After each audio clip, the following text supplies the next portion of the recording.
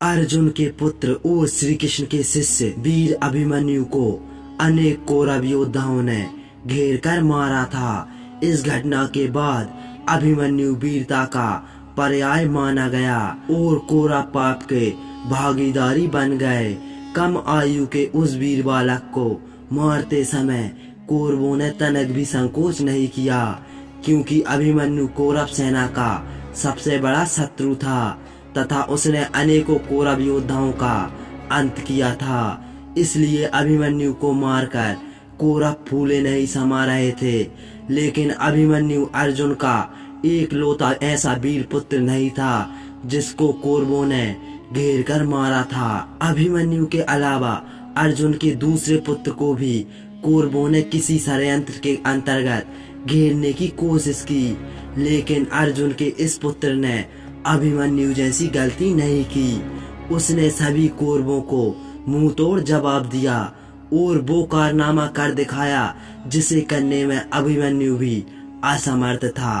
तो आखिर कौन था ये अभिमन्यु का वीर भाई? क्या किया उसने उस दिन के युद्ध में और कैसे लिया उसने अभिमन्यु का बदला? जानने के लिए वीडियो को अंत तक जरूर देखें, लेकिन उससे पहले हमारे चैनल को सब्सक्राइब अवश्य करें और बेल आइकन जरूर दबाएं।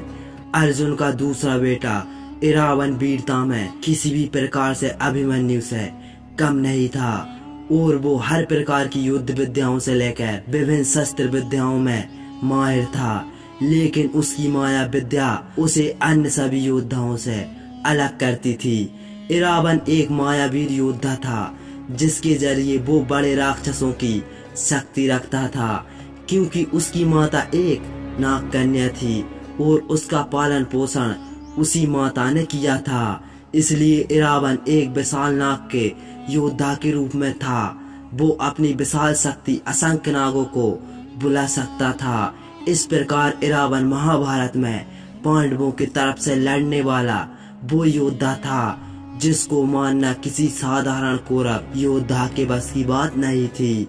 युद्ध में आते ही इरावन ने कौरव सेना में खलबली मचा दी। उसने अपनी युद्ध विद्या के बल पर अनेकों कौरव योद्धाओं को हराया और अनेकों योद्धाओं को अकेले ही अंत कर दिया। जो कौरव योद्धा इरावन से हारता नहीं था उसे इरावन अपनी माया विद्या के जरिए हटा देता था। इस प्रकार इरावन की माया विद्या और विशाल नागों की सेना का किसी के पास कोई तोड़ नहीं था। इसलिए कौरवों ने उसे घेर कर मारने की योजना बनाई। इरावन के पराक्रम पर लगाम लगाने की योजना शकुनी ने बनाई। उसने अपने 6 भाइयों गज, गवाक्ष, ऋषभ, अजर्व, शुक्र और चर्मवाक के साथ मिलकर अगले दिन के युद्ध में इरावन को मारने की योजना बनाई। अगले दिन युद्ध आरंभ हुआ और शकुनी के 2 भाइयों गज और गवाक्ष ने मिलकर अकेले इरावन को युद्ध की चुनौती दे दी। फिर इरावन ने हंसते हंसते उनकी चुनौती स्वीकार कर ली और कुछ देर बाद उनके बीच बड़ा घनघोर युद्ध छिड़ गया। तभी ऋषभ और अजर्व ने इरावन पर पीछे से हमला कर दिया और इरावन घायल होकर जमीन पर गिर गया। लेकिन घायल इरावन ने हार नहीं मानी। वो तलवार के माध्यम से उन चारों से लड़ता रहा। तभी शुक्र और चर्मवान ने युद्ध में दखल अंदाजी की और इरावन पर भाले से प्रहार किया। इरावन बुरी तरह से घायल होकर जमीन पर गिर गया। उसे शकुनी के 6 भाइयों ने घेर लिया और फिर वो हुआ जिसके लिए इरावन को जाना जाता है। इरावन ने अपनी माया विद्या के जरिए उनको चकमा दे दिया और अत्यंत बहादुरी से लड़ते हुए शकुनी के सभी भाइयों का अंत कर दिया। ये देखना सिर्फ शकुनी, समस्त कौरव योद्धा भी दंग रह गए। उनके मन में इरावन के नाम का भय बैठ गया। इस युद्ध के बाद कोई भी कौरव योद्धा इरावन से टक्कर नहीं लेना चाहता था।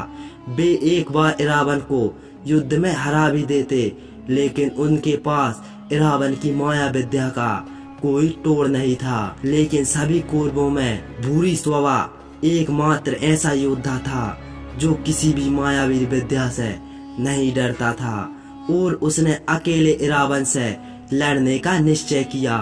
लेकिन तभी वहां भूरी स्वाबा के 4 बेटों का आगमन हुआ और उन्होंने स्वयं इरावन से युद्ध की अनुमति मांगी। उन्होंने कहा कि जो गलती शकुनी के भाइयों ने की वो गलती वे नहीं करेंगे और इरावन को माया विद्या के प्रयोग का मौका ही नहीं देंगे। भूरी स्वाबा अपने बेटों की इन बातों से बड़ा प्रसन्न हुआ और उसने अपने 4 बेटों को इरावन से लड़ने की अनुमति दे दी। अगले दिन का युद्ध आरंभ होते ही भूरी स्वाबा के 4 बेटों इरावन पर टूट पड़े, लेकिन इस बार इरावन पहले से तैयार था। उसने अपनी पिछली गलतियों से बहुत कुछ सीखा था और उसने बड़ी आसानी से भूरी स्वाबा के 4 बेटों को मार दिया। युद्ध खत्म होने के बाद कौरव शिविर में मातम पसर गया और भूरी स्वाबा अपने 4 बेटों की मृत्यु से बौखला उठा। दुर्योधन से भूरी स्वाबा का दुख देखा नहीं गया और उसने अपने साले सुदाक्षिण को अगले दिन युद्ध के लिए तैयार किया। दुर्योधन का आदेश पाकर सुदाक्षिण अकेले ही इरावन से भिड़ गया और अंत में वो भी इरावन के हाथों मारा गया। इसके बाद क्रोध में दुर्योधन ने राक्षस अलम्बुस को इरावन से लड़ने के लिए भेजा। अलम्बुस बड़ा ही मायावी राक्षस था। युद्ध भूमि पर अलम्बुस और इरावन के बीच बड़ा ही भयानक युद्ध हुआ। इस युद्ध में इरावन को हारता देख उसकी नाग सेना भी उसकी रक्षा हेतु पहुंच गई, परंतु वो इरावन को अलम्बुस के माया जाल से बचा नहीं पाए और युद्ध के 8वें दिन इरावन वीर गति को प्राप्त हो गया। हिंदू धर्म में प्रसिद्ध विशेष प्रकार के किन्नर इरावन को देवता मानते हैं। वे इरावन की मूर्ति से अपनी शादी करते हैं और बाद में खुद को उनकी विधवा मानकर रोने लगते हैं। तो क्या आप महाभारत के इस वीर पांडव योद्धा को जानते थे? तो कमेंट में जरूर बताएं और अगर हमारी वीडियो पसंद आई हो तो लाइक अवश्य करें।